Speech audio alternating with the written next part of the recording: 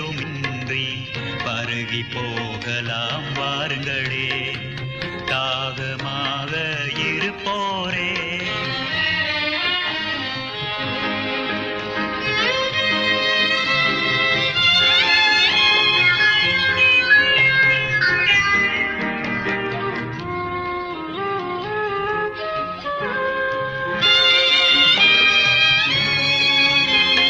சமாரியாவின் கிணற்றின் அருகில் சந்திக்க வந்தாள் பெண்ணொருத்தி. சமாரியாவின் கிணற்றின் அருகில் சந்திக்க வந்தாள் பெண்ணொருத்தி. வாழ்க்கையில் தாகம் கொண்டவள் அவளின் தாகம் தீர்த்தார் இயேசுபிரான். தாகம் தீர்த்தார் இயேசுபிரான். தாகமாக இருப்போரே.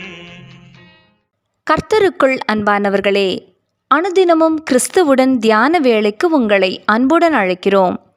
இன்றைய தியானத்திற்கான வேத வாசிப்பு யோவான் 4ஆம் அதிகாரம் வசனங்கள் 8 முதல் 14 வரை. வெளிப்படுத்தின விசேஷம் 21ஆம் அதிகாரம் வசனம் 5 முதல் 22ஆம் அதிகாரம் வசனம் 17 வரை. தியானத்தின் தலைப்பு தாகமும் பசியும். தாகமாயிருக்கிறவனுக்கு நான் ஜீவ தண்ணீரூற்றில் இலவசமாய் கொடுப்பேன். வெளிப்படுத்தின விசேஷம் 21ஆம் அதிகாரம் வசனம் 6. தேவனுடைய படைப்பு ஒவ்வொன்றும் நமது நித்திய வாழ்வை உணர்த்தும் மாதிரியாக இருக்கிறது. நித்திய வாழ்வை தமது படைப்பில் தேவன் உணர்த்துகிறார். அவ்வாறே ஒரு மனிதனின் அமைப்பிலும் கர்த்தர் நமக்கு பாடங்களை வைத்துள்ளார். உதாரணத்துக்கு, தேவன் தந்த உறவுகள் ஒவ்வொன்றிலும் தமக்கும் நமக்கும் உள்ள உறவின் பெருமதிப்பை தேவன் வெளிப்படுத்தி இருப்பதை நாம் கண்டு உணர்ந்திருக்கிறோமா? நாளை மரணத்தை சந்திக்கக்கூடிய நமது சரீர அமைப்பிலும் அதன் ஒவ்வொரு உள் உறுப்புகள் அவயவங்களின் தொழில்களிலும் கூட நித்தியத்துக்கு நம்மை ஆயத்தம் செய்வதற்கான பாடங்கள் உண்டு. அவற்றில் ஒன்றுதான் தாகமும் பசியும்.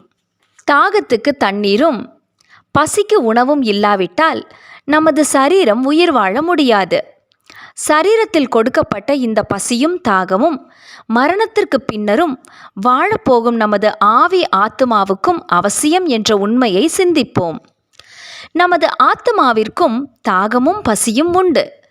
ஆனால் இந்த தாகத்தை வெறும் கிணற்று நீரினாலும் சமைக்கும் உணவினாலும் தீர்த்துவிட முடியாது. ஆத்துமாவில் நாம் தாகம் கொள்ளாவிட்டால் அதனை தீர்க்க வேண்டும் என்ற சிந்தனையும் நமக்கு ஏற்படாது.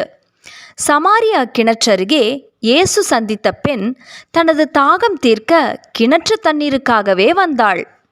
ஆனால் இயேசுவோ, நீ கேட்டிருந்தால் அவர் உனக்கு ஜீவ தண்ணீரை கொடுத்திருப்பார் என்று கூறி அவளுக்குள்ளாயிருந்த தாகத்தை தீர்ப்பதற்கான தண்ணீரை அவளுக்கு அறிமுகப்படுத்தினார்.